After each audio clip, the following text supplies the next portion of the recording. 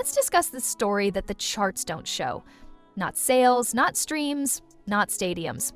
Today is about the engine that makes it all happen, the self-myth, the microtransaction machine, and the difference between a billionaire pop star and the culture she said she represented.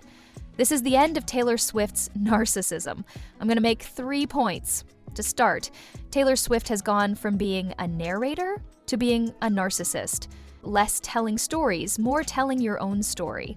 Second, her career is now driven by an unending capitalism engine that sees fandom as a place to make small purchases and add to things.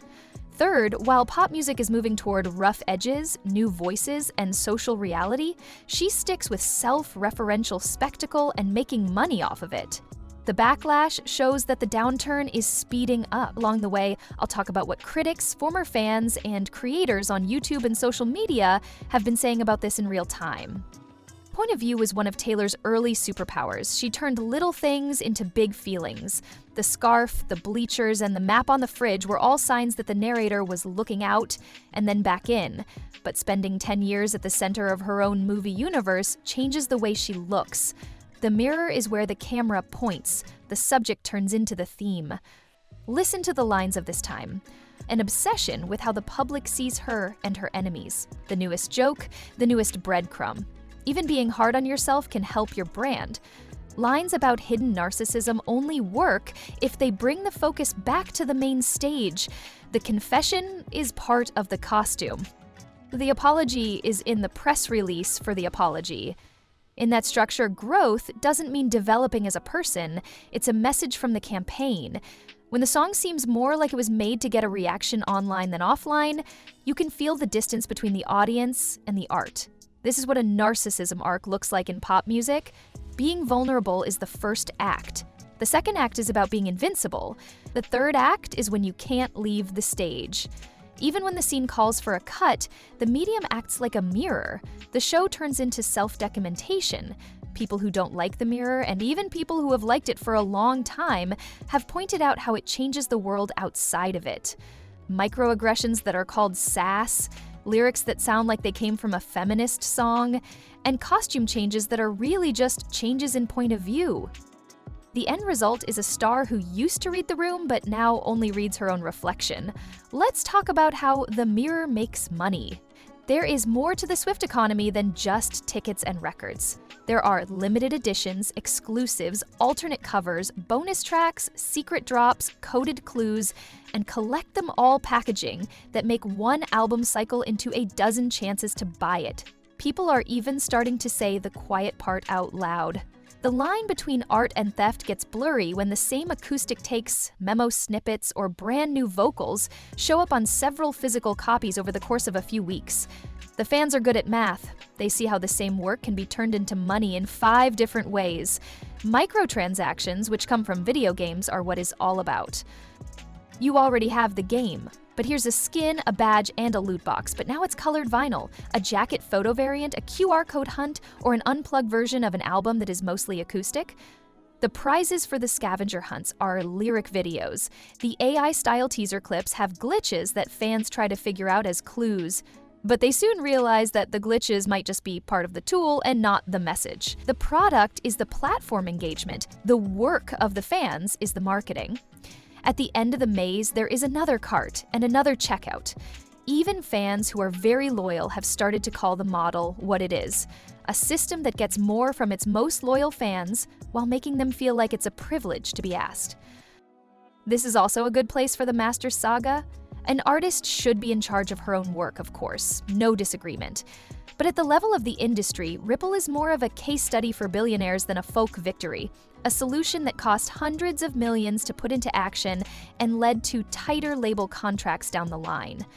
The moral of the story for less famous artists is not to be empowered by others. It is a reminder that leverage is a luxury item. From the penthouse, what seems like righteousness can feel like reinforced gates on the street. The engine of capitalism needs a constant stream of stories, so the artist's personal life becomes seasonal content. Engagement shoots styles as American branding, cross-promotion with sideline shots, Easter eggs as a guide to content strategy. None of this is against the law or even strange. It just won't stop. And being relentless comes with a price. It teaches the audience to look for the next receipt instead of the next big thing. It turns love into stock. This is going quickly. Some of the best records right now have a lot of mess, humor, dissonance, queer joy, political charge, strange tempos, short song lengths, and hooks that are oddly sticky. Sometimes the production is lo-fi on purpose. The mic technique is like a voice note. The lyrics sound like something someone wrote in a bathroom line. The point isn't polish, it's being there.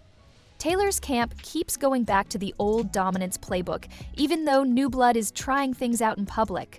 Bigger rollouts, cleaner gloss, a million versions of the same idea, and the brand should be the center of culture. But culture doesn't stay around anyone for long anymore.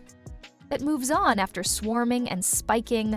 Her silence on the most important issues of the moment makes the distance feel even greater. When artists speak out in public, even if they don't do it perfectly, people can feel the time and place in their work. When the most famous star doesn't want to make any part of the buyer base angry, the brand stays big, but the music feels small. You could say strategic neutrality in 2016. It looks like market preservation in 2025. That's not a moral argument, it's a cultural thing. The temperature is shown by the pop.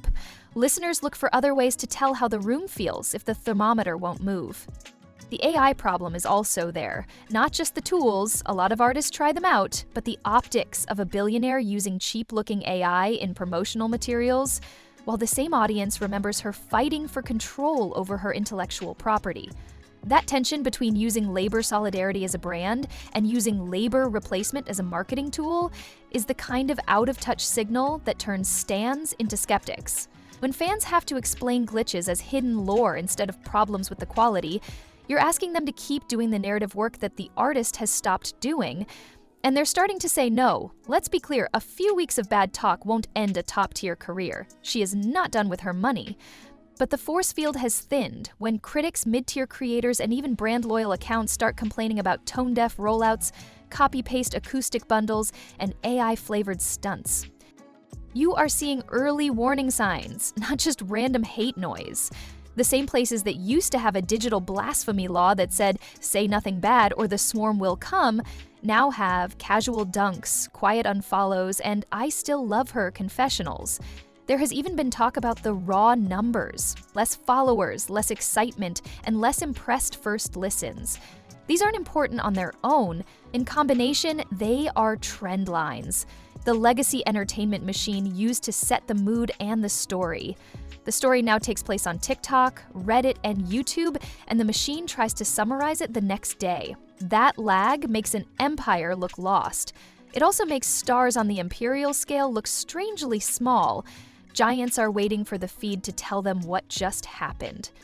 If your marketing depends on fans to figure things out and defend them, but your art gives them less and less to believe in, the fanritic pipeline speeds up. This is how too big to fail turns into too big to care. There is no medical diagnosis for narcissistic collapse here. It is a trend in pop culture. It happens in 5 beats. In the first beat, self-representation takes over from storytelling. The we goes into the I. Beat 2, monetization crowds the margins. A record is also a line of products. The songs turn into receipts. At beat 3, the culture changes without you. New voices, new people, new politics, new platforms.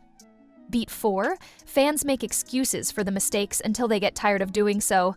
5 beats. The audience comes up with the plot twist that you won't write. They change the subject and the myth starts to fade. We are in the middle of beats 4 and 5.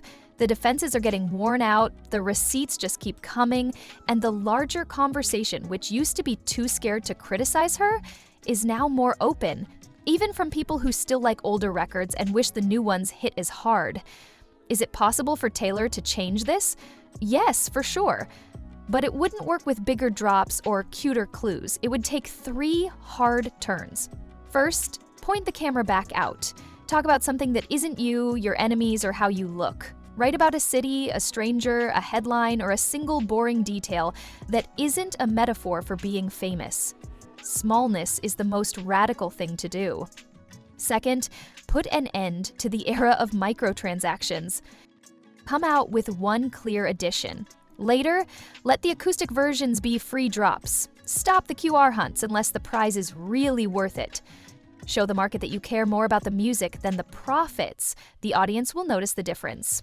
Third, choose a position that will cost you. Not a party support months before an election, but a policy, a labor action, a cause, or a specific contribution structure tied to a tour stop that will upset some buyers and make you feel better about yourself.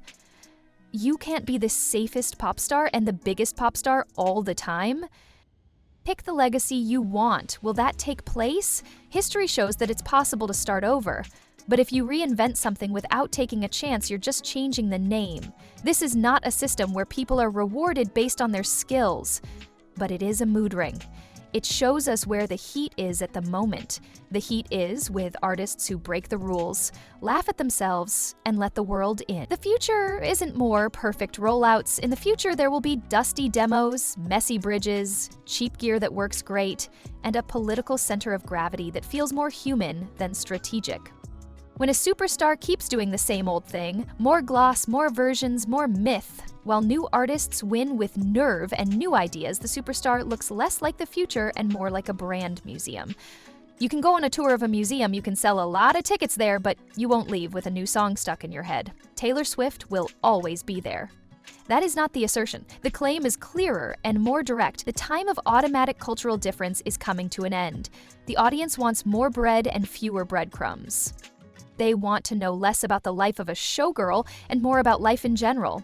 They want a billionaire to stop stealing their money for the 8th variant and start writing like a real person again. Narcissistic collapse does not mean the end of your career. It's the time when the mirror stops making the subject feel good. The lights are still on, but the room can finally see itself. And it starts to move toward the door that says new. Taylor knows what to do if she wants to keep the room.